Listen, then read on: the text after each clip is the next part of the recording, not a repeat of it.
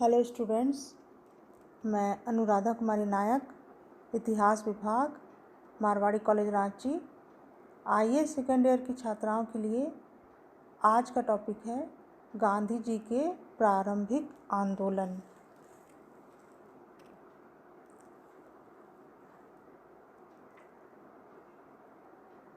किसानों मजदूरों के बीच गांधी जी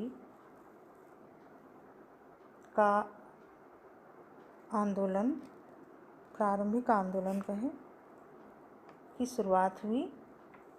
सबसे पहले चंपारण में नीलों के अत्याचारों का विरोध उन्होंने किया। 1916 में लखनऊ में कांग्रेस का वार्षिक अधिवेशन हुआ। यहीं कांग्रेस के दोनों घटक एकजुट हुए। लखनऊ पैक्ट भी कांग्रेस और मुस्लिम लीग के बीच में हुआ। लखनऊ पैक्ट को ही लखनऊ समझौता कहा जाता है। यह 1916 ईस्वी में कांग्रेस ने मुस्लिम लीग के साथ एक समझौता किया, जो लखनऊ समझौता या कहे लखनऊ पैक्ट के नाम से विख्यात है। इसके अनुसार कांग्रेस ने मुस्लिम लीग और उसके सभापति मोहम्मद अली जिन्ना की अल्पसंख्यकों को उनकी जनसंख्या से अधिक अनुपात में व्यवस्थापिका सभाओं में स्थान देने, सांप्रदायिक गतिविधियों का प्रतिनिधित्व प्रणाली को अपनाने और सांप्रदायिक निषेधाधिकार, अर्थात यदि कोई प्रस्ताव किसी विशेष संप्रदाय पर प्रभाव डालता है तो उसे तब तक स्वीकार ना किया जाए जब तक कि उस संप्रदाय की व्यवस्थापिका सभा के सदस्य उसे स्वीकार न कर ले, आदि मांगों को स्वीकार कर लिया। उस अवसर पर तो यह समझौता हिंदू मुस्लिम एकता के लिए लाभदायक समझा गया, परंतु बाद की घटनाओं से स्पष्ट हुआ कि वह कांग्रेस की एक बड़ी राजनीतिक भूल थी। इसलिए मुस्लिम सांप्रदायिकता को प्रोत्साहन मिला। लखनऊ पैक्ट जो कांग्रेस और मुस्लिम लीग के बीच हुआ समझौता हुआ, इससे हिंदू मुस्लिम एकता की भावना बढ़ी। कांग्रेस और मुस्लिम लीग के बीच में जो हुआ था, लखनऊ में ही बिहार के चंपारण के एक संपन्न किसान राजकुमार शुक्ल गांधी जी से मिले। उन्होंने किसानों पर नीलों द्वारा किए गए अत्याचारों और किसानों की दयनीय दशा से गांधी जी को परिचित कराया। उन्हें चंपारण आने का निमंत्रण भी दिया। उनके निमंत्रण पर गांधी जी राजेंद्र प्रसाद, जे.बी. कृपलानी और अन्य कांग्रेसी कार्यकर्ताओं के साथ 1917 में चंपारण गए। उस समय चंपारण के रामनगर और बेतिया राज में अंग्रेज बागान मालिकों को जमीन की ठेकेदारी दे दी गई थी। इन लोगों ने, जो नील्हे साहब कहलाते थे, 3 कठिया व्यवस्था लागू कर रखी थी। इसके अनुसार प्रत्येक किसानों को अपनी कृषि योग्य भूमि के 3/20 भाग पर नील की खेती करने को बाध्य किया जाता था। नील की खेती जबरदस्ती करवाने के अतिरिक्त नील्हे किसानों का अन्य प्रकार से भी शोषण करते थे। किसान अपनी फसल बागान मालिकों के अतिरिक्त दूसरे को नहीं बेच सकते थे। किसानों पर अनेक प्रकार के कर भी लगा दिए गए थे।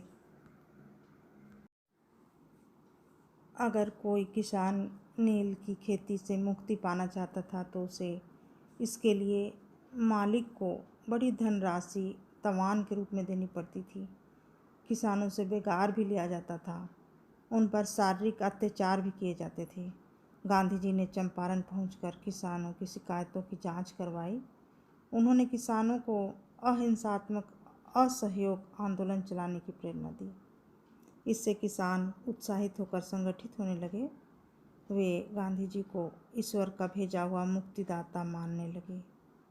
किसानों के दिल से नीलों का डर समाप्त हो गया और वे उन्हें चुनौती देने लगे।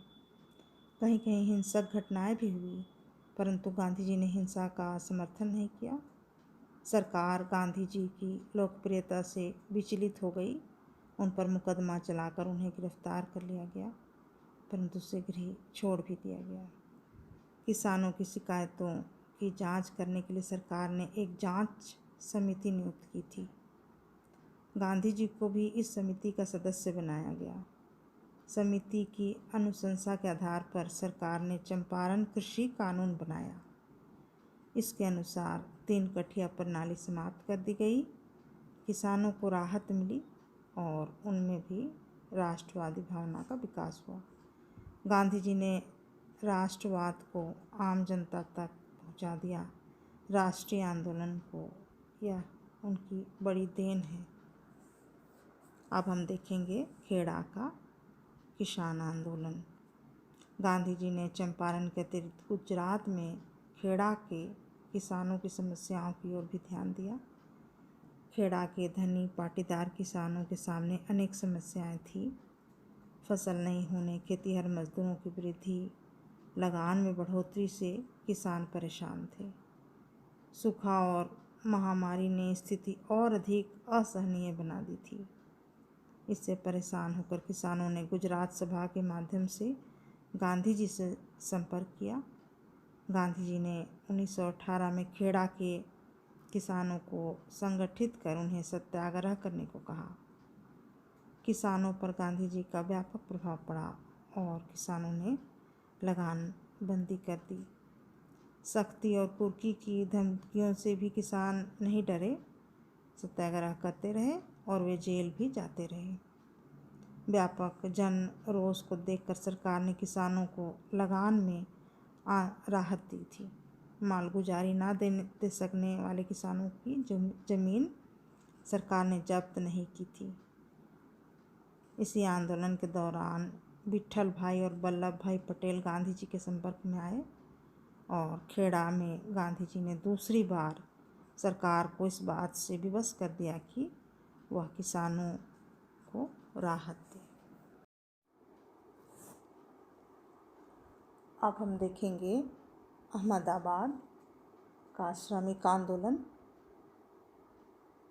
खेड़ा के किसानों के अतिरिक्त गांधी जी ने अहमदाबाद के कपड़ा मिल मजदूरों की ओर भी ध्यान दिया।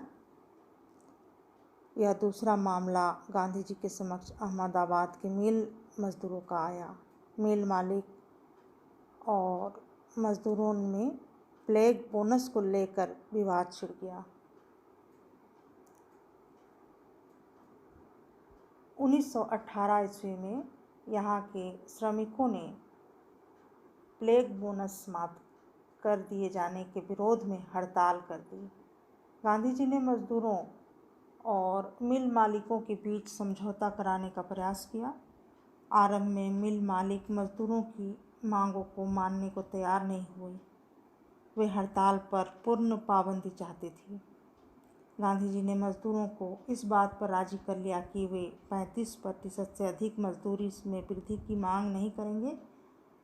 जब इस पर भी मिल मालिक नहीं माने तो गांधी जी ने मजदूरों को संगठित कर भूख हड़ताल कर दी। बाध्य होकर मिल मालिकों को समझौता करना पड़ा। मजदूरों को